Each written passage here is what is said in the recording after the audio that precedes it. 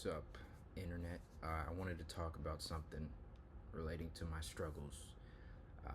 I've talked very briefly about it in my past videos, just like overcoming certain things, addiction, um, you know. And last night I had something interesting happen. So I got hit with the urge to go back to this habit loop, this addiction that I have. Um, and I think I'm gonna try to avoid being specific about it because I think it's really universal to any addiction experience. Um, but yeah, I had this feeling that was really strong, and I gave in last night. And the funny thing was, this was the first time this happened to me in a long time. I think really ever, because I can't remember. But I think it's a sign of potential progress. I didn't beat myself up. I wasn't mad. I wasn't angry. I actually kind of laughed a little bit thinking about it, just like typical, yeah. You know, um, I gave myself grace for the first time. I wasn't making an excuse for it. I wasn't being like, this is okay. I was just like, man, I probably could have handled that better, but you can't change the past, right?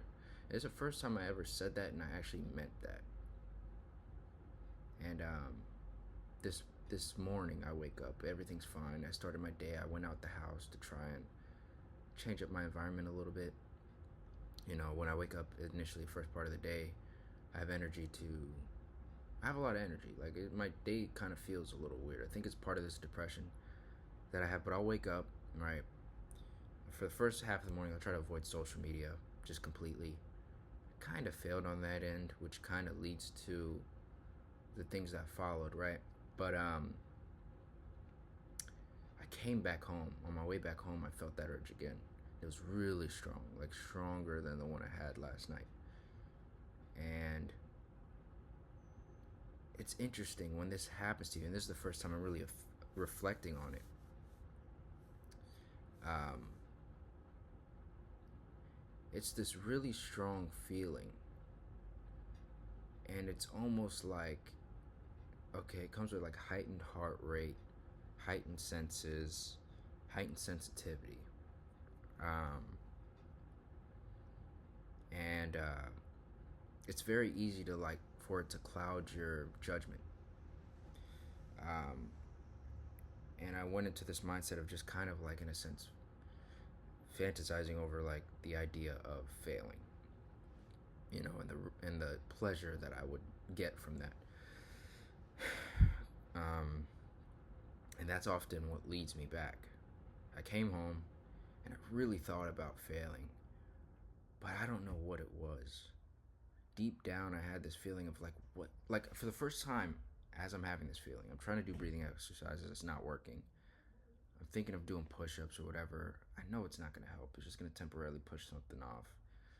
Um, I thought about it for the first time, and I was like, what would I get out of this? Because I've wrote it down several times before. Before I've relapsed and after, where it's like, I know this is going to lead to shame, guilt, more anxiety and depression, and more of me kind of losing confidence in myself as a strong individual, an individual with good morals and good judgment. And it's gonna that cycle alone, that thing alone, as a negative consequence, is gonna allow me to further and further fall into this bad habit. Um, and that wasn't like a determining factor, but it helped me stall for like a few seconds, enough time for me to just kind of sit with it for the first time and really feel it through. I wrote down some notes because usually when I fight these urges, looking back, like I overcame this addiction, this problem in 2022 for 7 months. That's the longest I've ever gone doing that, and that was impressive for me. And there's a point in that where I was very convicted that like I'd never go back, and I genuinely meant that.